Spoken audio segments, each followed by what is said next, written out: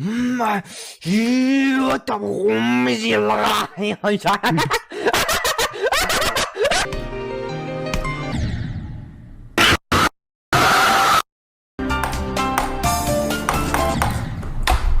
going to kill myself!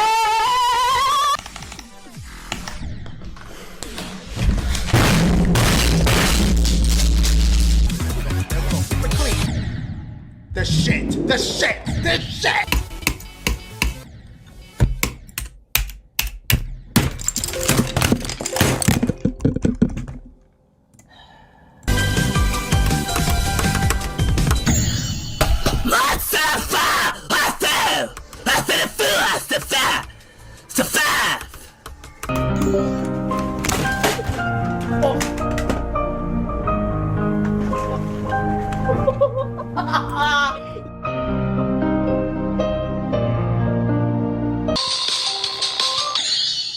Are you fucking serious?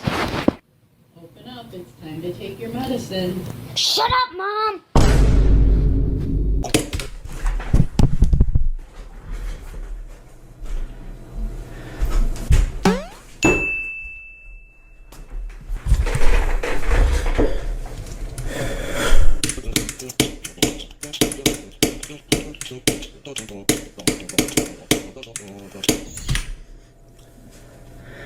Sam.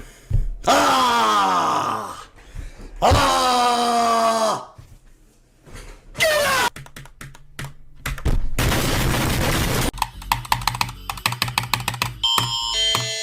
I hope that kid f***ing dies.